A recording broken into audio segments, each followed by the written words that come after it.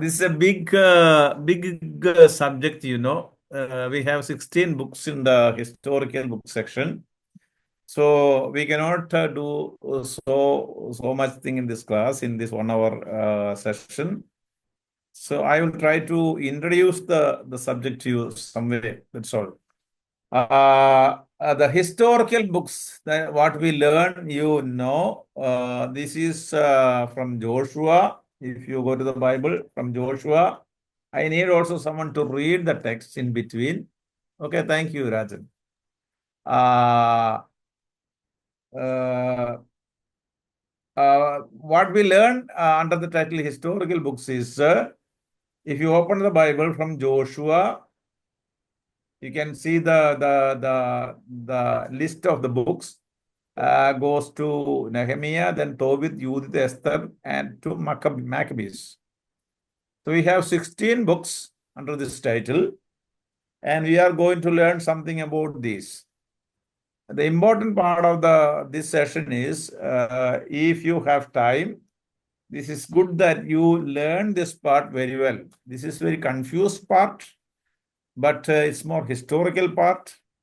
And the reason is, this historical part gives basis to many narrations in the Pentateuch, that is theological narrations. So this is the basic part in the Bible, and we are learning from Joshua to Second Maccabees. This should be clear. And here, then the first part is the session called the Former Prophets, which is from Joshua to Second Kings. Former prophet, this is called, and the traditionally, and latter prophets we normally call in Isaiah to Malachi. This is former prophets normally called, because we will find the classical prophetic period in this period, the period, especially over the monarchic period. You find several prophets narrated in this part, and most of the prophets we have in the latter, called the latter prophet, also from this period. So this is called the former prophets traditionally. And what is a story narrated? In Pentateuch, you have the theological story from creation.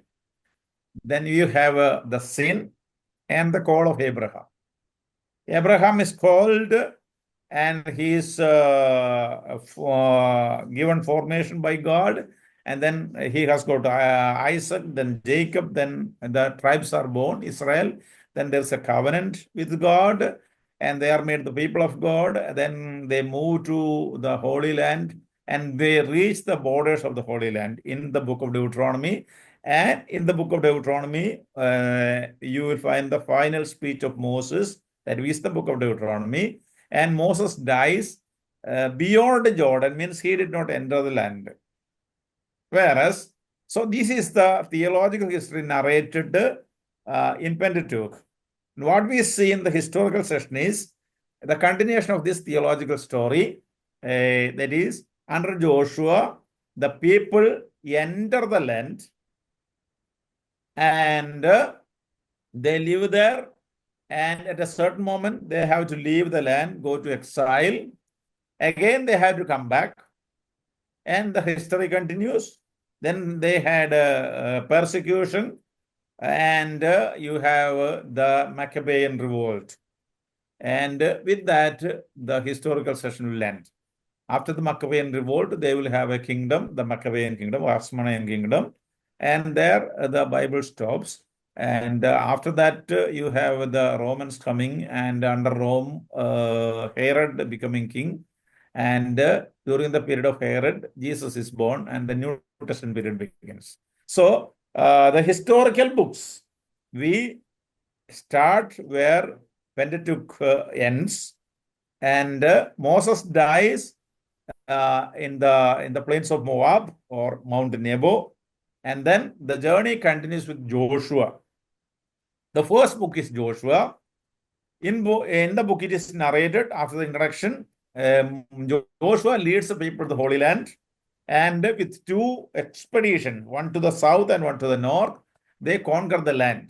This is narrated in Joshua till chapter 11. And 10 and 11, you have the conquest of the land, mainly 2 expeditions. And in chapter 12 of Joshua, you have the conquered territories. It is listed there. And practically all these territories were not conquered. They were some way they had in mind. And from chapters 13 to 22 of Joshua, you have the distribution of the land to the tribes. 9.5 tribes here. The rest, they have 2.5 tribes. Moses had already given land in beyond Jordan, Transjordan. Here there is a half tribe of Manasseh. It does not mean that Ephraim and Manasseh, some people say so. Half Ephraim and half Manasseh. No, half tribe of Manasseh beyond Jordan and half tribe of Manasseh Cisjordan, the other part. This is one tribe divided into 2, Manasseh, and there are 12 tribes, and they are given land in Joshua. This is what is narrated in Joshua. But Joshua is one of the books which is studied the most among the Old Testament books, because you will find also so much the war and terror and so on. So this is, and geographically, this is very important, this book of Joshua. So if you go to a big library, you will find so much literature, so many books, so much literature on Joshua. And this is very seriously read by the archaeologists and geography, those who learn geography and so on. Joshua, so what you find is, under Joshua, the people enter the land, and they conquer the land, and then divide the land, and they go and settle in this land. This is narrated in Joshua. And at the end, Joshua is saying goodbye to the people. And in chapter 24 of Joshua, you have a covenant renewal ceremony in Joshua, where this you may not be studying so hard. You just understand that this is the covenant renewal ceremony. That's all. If you go to like to learn, make a deeper study, then you have a lot of material about this. And this we will not be discussing in this class because it's a very short session. So just have in mind the structure of the book. It is entry into the land, conquest of the land, list of the places conquered, and distribution of the land, and a covenant. Then the book of Joshua is over. So now you can understand that the people of Israel is in the promised land. They reach and they have settled in different places. That's all. And when you come to the next book, Judges, here actually Joshua did not conquer everything. This is the situation. Practically, they divided the land and assigned to each tribe. And it was their duty to go and conquer. This is what we understand from the book of Judges. Although this is said that everything was conquered, it was not so. Let's say you all know Kerala, for example. I hope. Kerala is divided into different districts. You are assigning one tribe, one district. Kasargod, Kannur, Kozhikode, Malappuram. You are assigning to each tribe a district. It is something similar. And now, what is happening in the Judges? These people are settling. Most of them have settled in somewhere, and there are also other people living around. And these tribes were not so much united. They were different tribes, not so much united, or not always in agreement. So it was going so.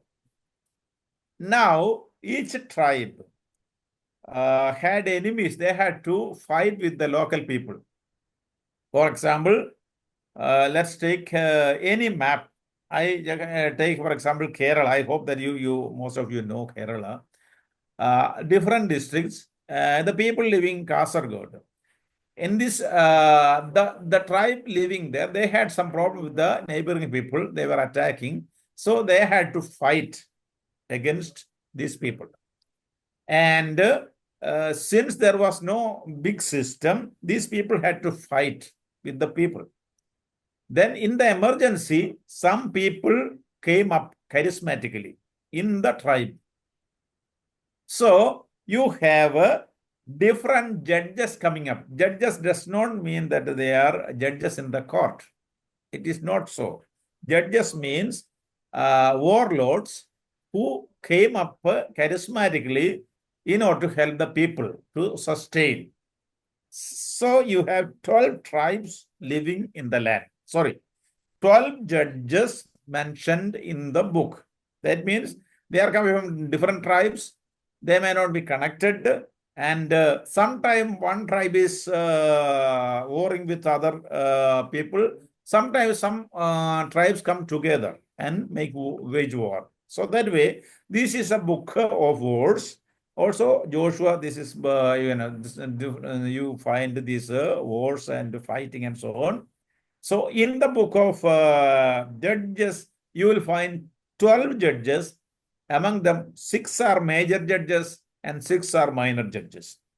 You are as students of theology, I would say, please open the chapter 2 of Judges. What is important is here this. I told you that there are 12 judges and 6 major judges. When we speak about minor judges, they have only just a mentioning, one sentence or one verse or 2 verse, that's all. We have 6 major judges, and when they narrate the story of judges, there's a common form. And that common form is already said in the introductory part. One of you please read chapter 2 of Judges, 11 to 23. This is the form, general structure of the stories of the judges, because the author of the book of Judges has a particular pattern in narrating all the stories. Please, one of you, please read. Judges chapter 2, 11 following. Anyone? Are these people there or not? Then the Israelites did what was evil in the sight of the Lord and worshipped the Baals. And they abandoned the Lord, the God of their ancestors, who had brought them out of the land of Egypt. They followed other gods from among the gods of the peoples who were all around them and bowed down to them. And they provoked the Lord to anger. They abandoned the Lord and worshipped Baal and Astartes. So the anger of the Lord was kindled against Israel, and he gave them over to plunderers who plundered them. And he sold them into the power of their enemies all around, so that they could no longer withstand their enemies. Whenever they marched out, the hand of the Lord was against them to bring misfortune, as the Lord had warned them and sworn to them, and they were in great distress. Then the Lord raised up judges who delivered them out of the power of those who plundered them. Yet they did not listen even to their judges, for they lusted after other gods and bowed down to them. They soon turned aside from the way in which their ancestors had walked, who had obeyed the commandments of the Lord. They did not follow their example. Okay, enough. Thank you. Thank you, enough. You please read, those who are attending the class, please read the rest of the passage. So you have a structure here narrated. Israel did what was evil in the sight of the Lord. And what was the evil? It was worshipping other gods, idolatry. And if you go to the historical part, also from the beginning, Genesis, especially from this part, Joshua to 2 Kings, and then continues the next generation. So the most important, the grave sin is idolatry, and that is taken here as the most serious sin. And what was the sin of Israel? They worshipped Baal or Ashtaroth or Asherah and so on. So the Lord abandoned them. So the enemies came in and persecuted them. Then, when they were so much persecuted, they cried out to the Lord. Then the Lord raised up judges for them, and these judges delivered them from the hands of the enemies, and they had peace till the death of that judge. Afterwards, again they continued the same sin. So this way narrated every story of the judges, because this tells you that the author has a particular theological theme. That's you please go through my book, then you will understand what is said. For example, you can please read one more passage. For example, story that is chapter 3, 7 to 11. It's a story of a judge, a major judge, and we can find this structure there. Is there The anyone alive Israelites, there except this Mr. Rajan? I don't know.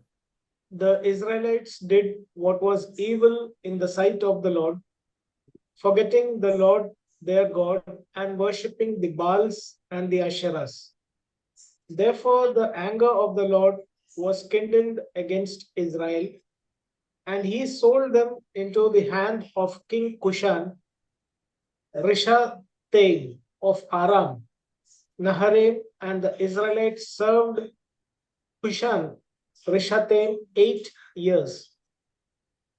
But when the Israelites cried out to the Lord raised up a deliverer for the Israelites, who delivered them, Othniel, son of Kenaz, Caleb's younger brother.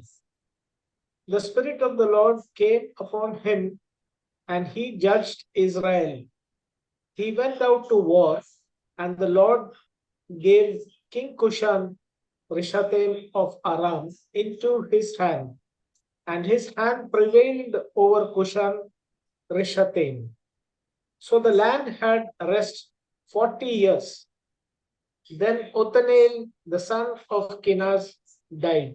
Okay, thank you. This is the general structure of the stories of the judges narrated. So from the structure, we understand the theology. That's the author is saying the idolatry as the most important, most serious sin. And when we come to judges, so you have the stories of the judges, 12 judges, and we reach chapter 17. The story continues till then, till chapter 16. The first part is the first two chapters is introductory part, where the author gives you the introduction of the book, and 3 to 16 you have the narration of the 12 judges, and then 17 following you have another story, different stories which we may not like to see in the Bible. Some people may, but the author has an intention. For example, first, you have the story of Micah, the Levite, whose mother is making idols, the same sin. And then they're making altars and making priests and so on, all sins. And why this happened is said, example 17:6. In those days, please see to the Bible, in those days, there was no king in Israel, and all people did what was right in their own eyes. In order to explain this statement, all these stories are given till chapter 21. And you will find the same stated in the last part, that is chapter 21, verse 25. In those days, there was no king in Israel. All the people did what was right in their own eyes. Means this, you will find stories where you find people doing whatever they want. There was no king.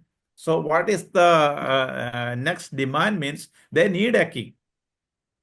And in the next book, we begin with the 13th judge, that is Samuel, who will anoint the king. So this was the need of the time because these tribes were scattered. Often they were fighting one against the other. So they needed a king in order to remain in the land. Otherwise, they would die. So in order to introduce that story, you will find the author giving you from 17 to 21 different stories which are not good stories. So please go through the Benjaminites and so on, because we don't have time to explain all these things. So these stories are intending to tell you that there was knocking and everyone did what was right in his own eyes. In order to explain that, the stories are said. Then you have the story of Ruth. This is a story written late. This is not in this place because the Hebrew and so on is different. And this is inserted here only because people say this is the grandmother of David, Ruth.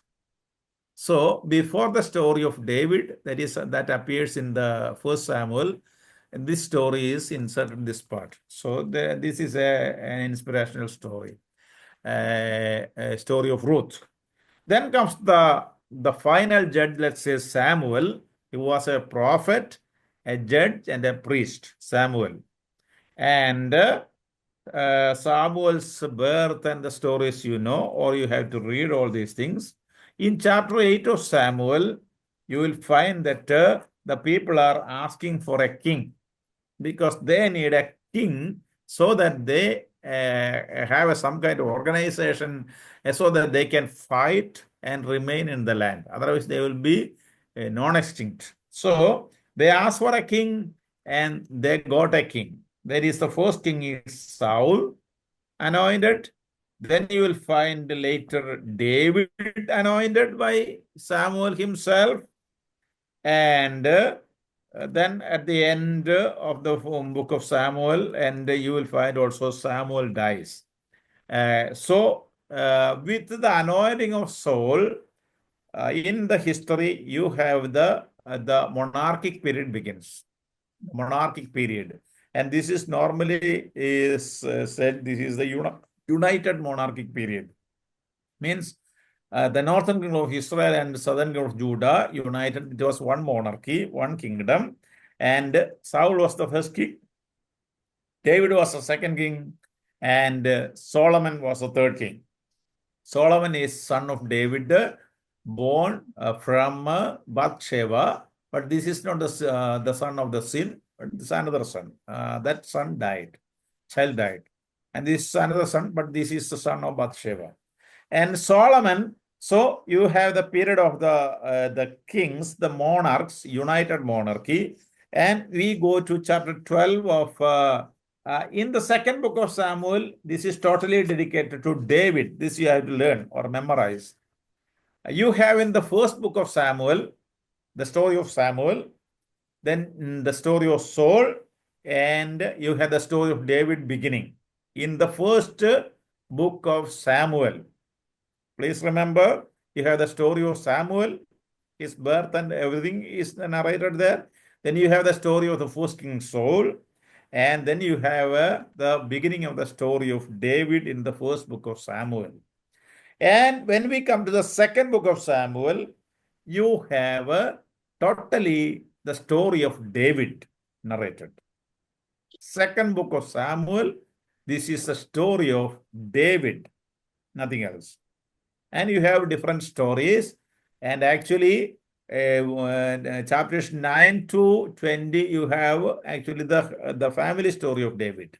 It is of the court history or succession narrative, so they are said. And you have the story of David. And in that story, you have a particular part which you may read now. This is, you will find the messianic prophecy, 2 Samuel 7. You can read from verse 12. This is one of important prophecies in the Old Testament about the Messiah. That is 2 Samuel 7, 12 onwards, 12 to 17. When your days are fulfilled and you lie down with your ancestors, I will raise up your offspring after you, who shall come forth from your body, and I will establish his kingdom. He shall build a house for my name, and I will establish the throne of his kingdom forever. I will be a father to him, and he shall be a son to me. When he commits iniquity, I will punish him with a rod such as mortals use, with blows inflicted by human beings. But I will not take my steadfast love from him, as I took it from Saul, whom I put away from before you. Your house and your kingdom shall be made sure forever before me. Your throne shall be established forever. Okay, enough. Thank you. So this is the text. This is one of the important messianic prophecies where God promises David an eternal kingdom and a house which will be fulfilled in Jesus Christ. You can go to not now, go to the Annunciation scene in the Gospel of Luke where the text is so narrated that God has fulfilled his promises. Every prophecy, it has a present context and it has a future orientation. Here there is something present is saying to David directly. At the same time, it goes to the future that has a big meaning, which we will understand in the future only. There are several texts that way. For example, to clarify the idea, you can go to Micaiah. For example, to understand the concept of the prophecy, Micaiah, the prophet Micaiah, chapter 5, verse 2, you can read. Any one of you. Chapter 5, verse 2. But you, O Bethlehem of Ephrathah, who are one of the little clans of Judah, from you shall come forth for me one who is to rule in Israel, whose origin is from of old, from ancient days. Here you have the messianic prophecy, which those people did not understand that game, because this is said that who is to rule Israel, whose origin is from old. Origin is from old, from ancient days. A son is going to be born in Bethlehem, but his origin comes from very old.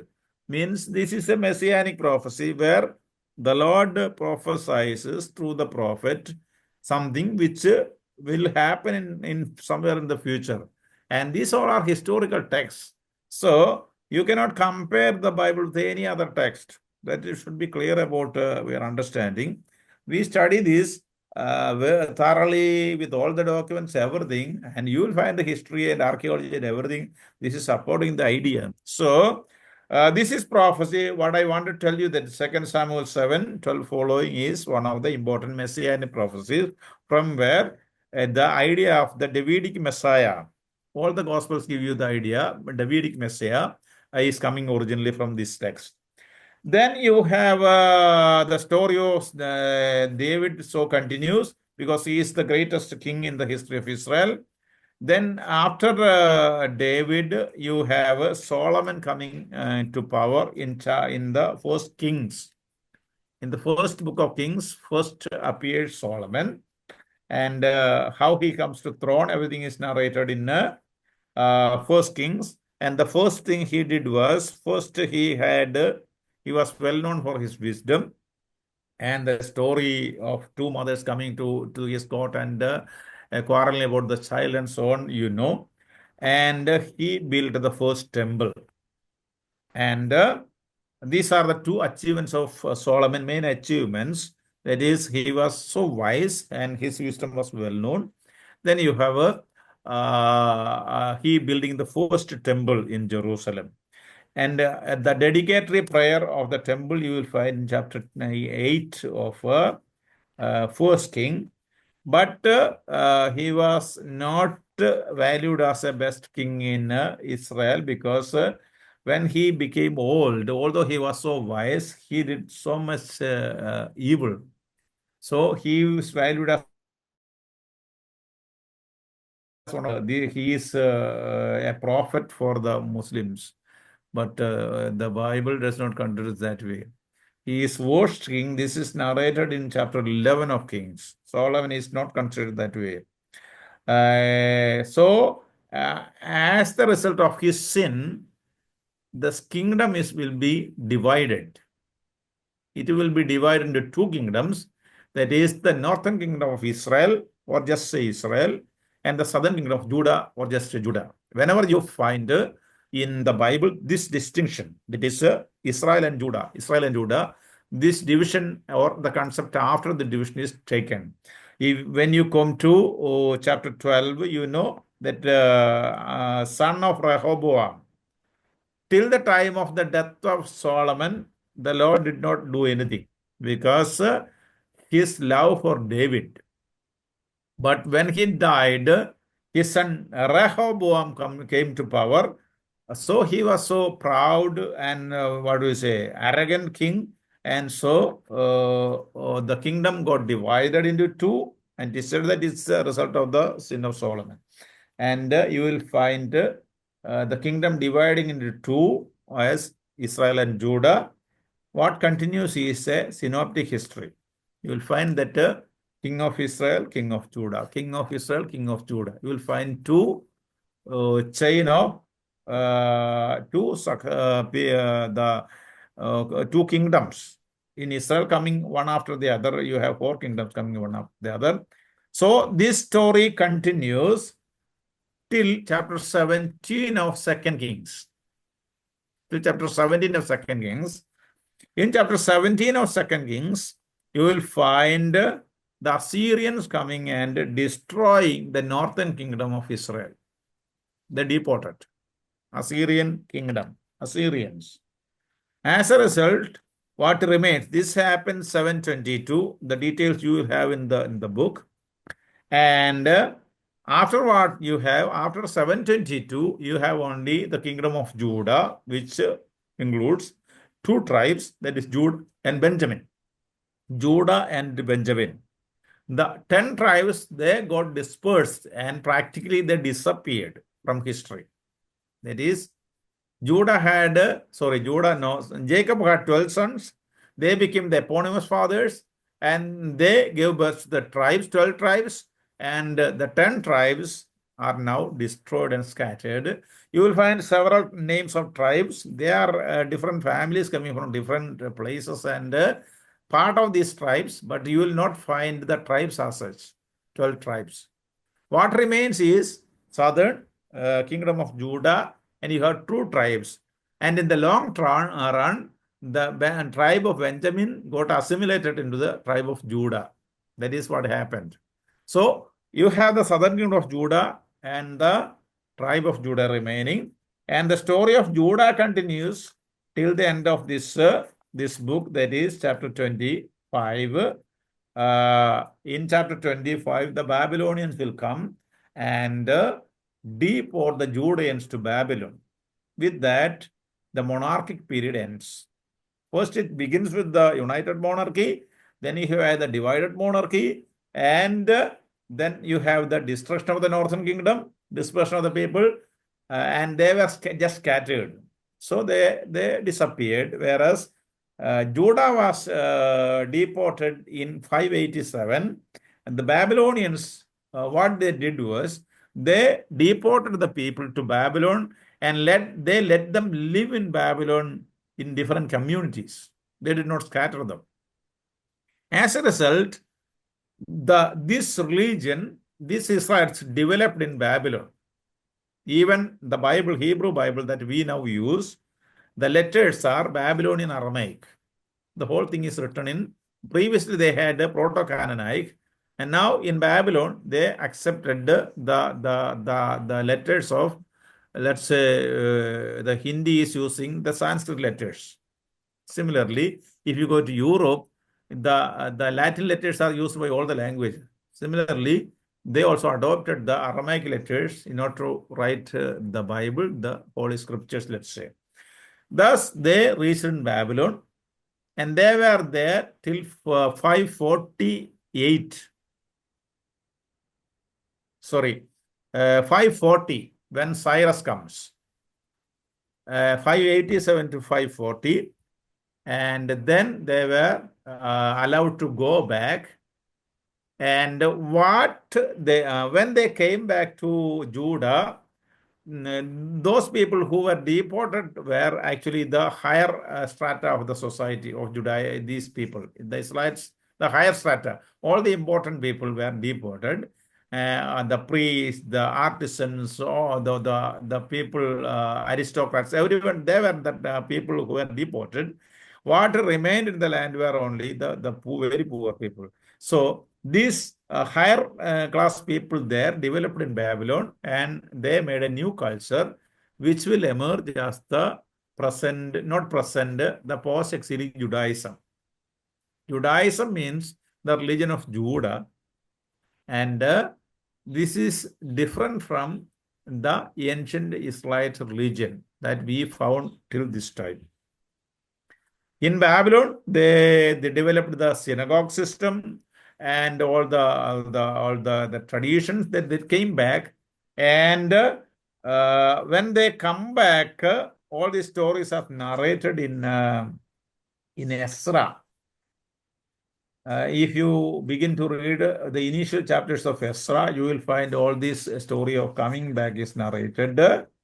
And then Ezra made a thorough reformation of the religion, because that time there were so many intermarriages and so on. So he made a very thorough cleaning of the religion. And actually, it is said that scientifically speaking, he made Judaism. That means with the new laws and new concepts, he made Judaism with a particular liturgy, and he made Pentateuch as a source book of this religion. These all things are narrated in Ezra and Nehemiah. They are part of a block called Chronicler's History, which start with Chronicler and Ezra and Nehemiah. This you can read as a continuous part. So what is Chronicler? Here you have to pay attention. Everything is narrated in the book. When they came back from Babylon, it is not the present age. They needed the history. When they came back from Babylon, there were two things which they had not, which they previously used to have. That is the king they did not have, because they were part of the Persian Empire. They were only just allowed to go back and live in their land, that's all. So they were part of the empire, so there was no independent nation, and they had no king, because king of Persia reigns. And what they had is only their temple. They can see to the matters of the temple, and that permission was given. Also, the Persians allowed them and go and build the temple and so on. So they wanted to have a history. They have to write their history. So what they did was, there was no printing press or so as like today, no. They have to copy everything, and so interpret everything, what happened in history and how it happens. So they have rewritten the history. What we have seen till now, they have rewritten the history, and the rewritten history is seen in Chronicles. This is not diary, as we think. This is not Chronicles. This is simply the story rewritten in the new context. This is normal. If you have a different situation emerging in a society, when you write the books or your class texts and so on, you will have a different writing. That we can understand. I don't know what is your age, all of you. If you go to the schools, when we studied, there are some other books, and now they have a different books. According to the time changes, you have to change the method of speaking. So they have rewritten the history that we have spoken up to now based on the temple and their liturgy. Whereas they just left out the king and the independent, then those notions are just left out. Means this is no more now part of the society. So you will find in Chronicles, everything is repeated and repeated in a different sense, because that was the books in the Bible are not, as the Muslims say, coming from heaven and so on. This is written for a people, particular people, and it has a message. At that time, it had a message, and the message still continues. Only now we have to learn the Bible because we have to understand the context, not to understand what is the messages. And if you think that this is coming from directly from heaven, this is disaster. That is what happened to them. They said this is all coming from heaven, and this is a disaster happening in the world.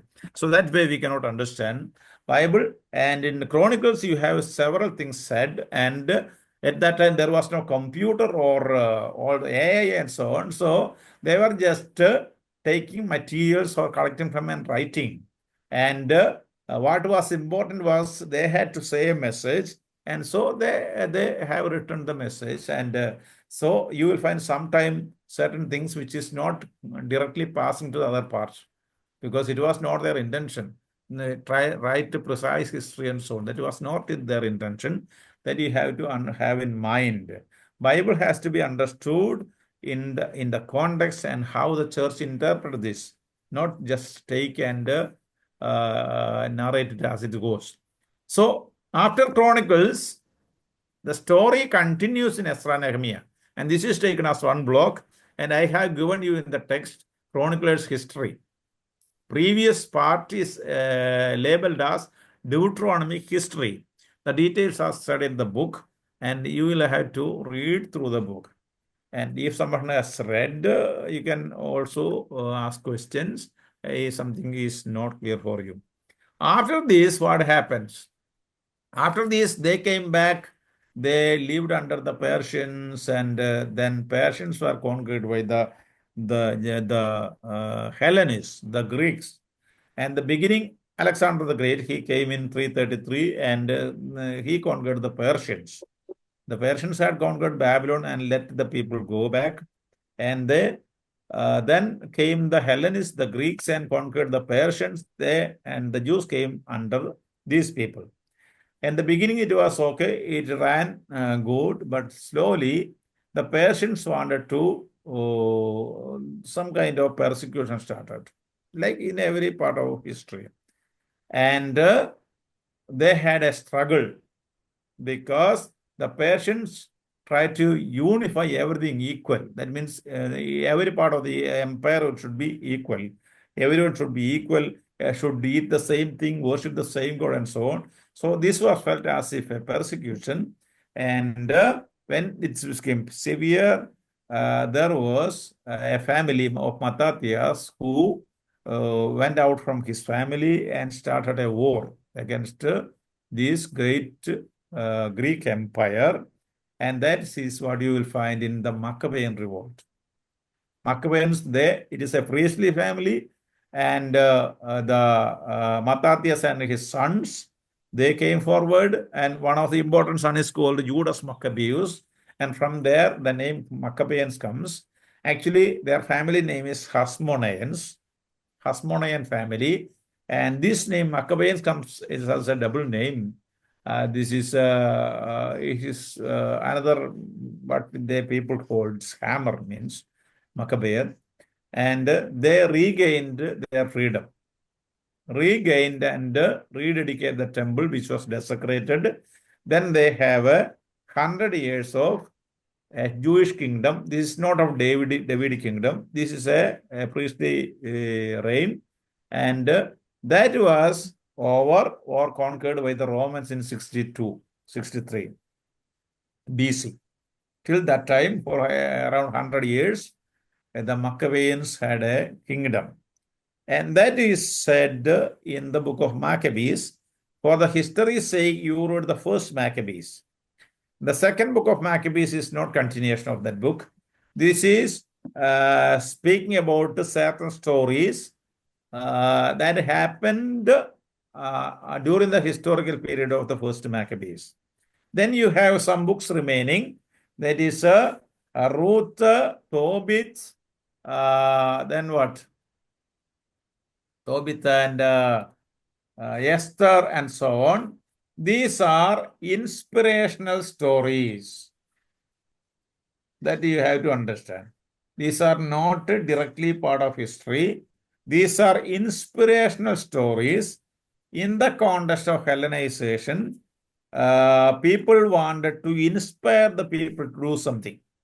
And they were asked to trust God and live, because any enemy can be defeated with the help of the Lord. In order to communicate that idea, emerged these stories. They are inspirational stories. As a result, you also find so much terror or violence in the books. Don't take it at the historical part. They are inspirational stories. When you write an inspirational story or you go for a film, they are not saying simple dialogues. They will make big dialogues and tell you just to inspire you. So that is what you find in these stories. As a result, you will find so much terror and violence and so on. But then you have to understand that this is not part of direct history of Israel. So this is historical books. And one more thing, I will conclude my exposition. This is all. If you go to the Bible, you have to see 3 layers, the historical part. 3 layers. What is? From the Genesis 1 to 11 is, the primeval history that we have spoken, I hope. Then chapter 12 to Deuteronomy, or the end of Numbers, you have the history of the patriarchs. Genesis to Numbers, you have history of the patriarchs. In Deuteronomy, you will find the sermon of Moses on Moab, plains of Moab, and several things in the book of Exodus and Numbers repeated. You will find Deuteronomy as a second law and several things repeated. But with Deuteronomy, the new session begins. That means the parts Joshua onwards, according to what is said theologically in Deuteronomy, all the stories in Joshua, Judges, Samuel, and Kings will be narrated. Means monotheism is the basic theological theme in Deuteronomy, Joshua, Judges, Samuel, Kings. Monotheism is the base ideology. When monotheism comes so strictly, as if you have learned Pentateuch from me, when monotheism is strictly spoken, there is only one God and there is no space for demons, because there can be only one power in the world. Strict monotheism. Those people who claim that they are monotheists, they are no monotheists because they have devil in their religion. In the Bible, you have strict monotheistic conception. That is why God made the heart of Pharaoh hard, they say. And these types of things you will find in this part of the historical part. That is, God is doing both good and evil, because there is no other power, because there is no space for other power. And what you have to understand is that no human philosophy can contain God. Monotheism does not contain God. This is not possible. That's why our belief and our religion is believing in triune God, which is not comprehensible for man.